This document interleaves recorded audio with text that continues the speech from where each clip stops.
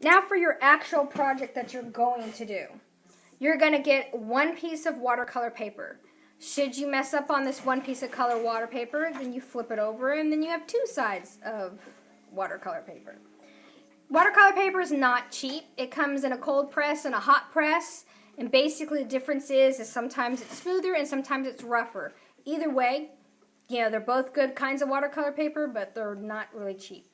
You also will need a ruler, a pencil, a compass. Some of you may need a compass. Some of you may not use a compass. All right, I'm going to set my compass aside.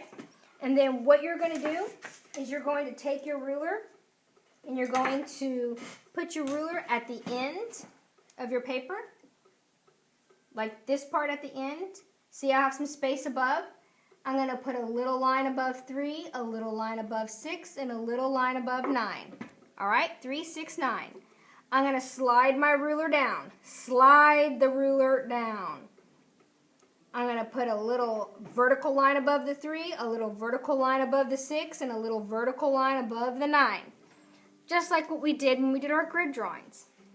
Then I'm going to take my ruler and I'm going to line up both lines. Now hopefully you'll have your own ruler. I do not have rulers. They were all broken at the beginning of the year.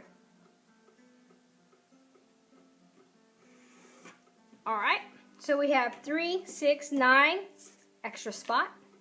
Now you're going to turn the paper the other way. Take your ruler. And you see I have some space above, but my ruler is at the end of the paper, but I do have space above. You're going to make a mark at the 3 and the 6. Drag your ruler down. We're dragging the ruler down. All right, ruler's at the end of the paper. I still have some room below. Mark at 3, 6, and that's it. Then you're going to take your ruler and you're going to line up both vertical lines that I made. When my ruler's on both little vertical lines, I draw a large vertical line going down. Take my ruler, put it on both vertical lines. Then I'm going to drag my ruler down. All right? And so as you can see, you kind of have this very large grid happening. Now what you're going to do in that large grid is you're going to put either geometric shapes or you're going to put freeform shapes. So for geometric shapes are circles, squares, rectangulars, octagons, hexagons, pentagons, you name it.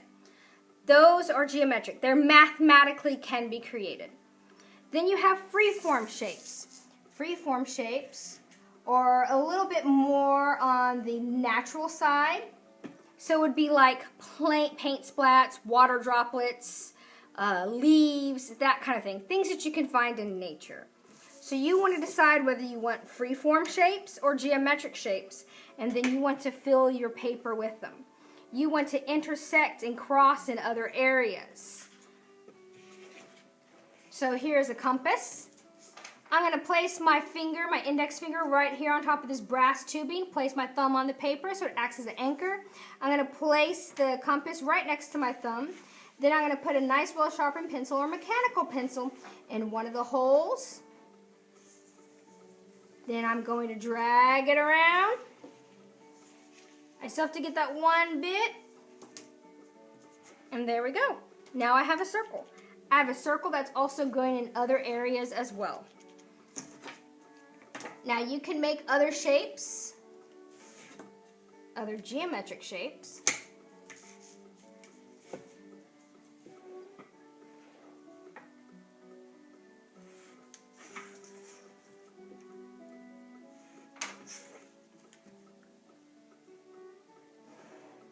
With your ruler. Now you want to draw nice light lines. You want to have some shapes large and some shapes small and some shapes medium. You want to have them going into other areas. Uh-oh, Ms. Bartell messed that one up. So I would need to erase that and fix it. So hopefully I drew light enough to where I can fix that error. You can do geometric, or like I said, you can do free form. Free form, you're not necessarily using a ruler. And it's okay when shapes intersect. There's nothing wrong with that.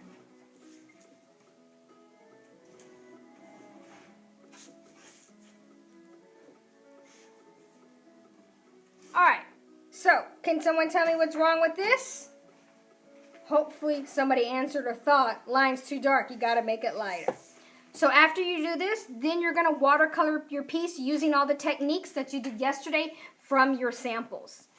Here is my sample from yesterday. If I rub that off, if I rub the salt off, I have my nice texture. If you forget what to do, you can always refer to the notes that Ms. Baratella has for you. Alright? Get to work!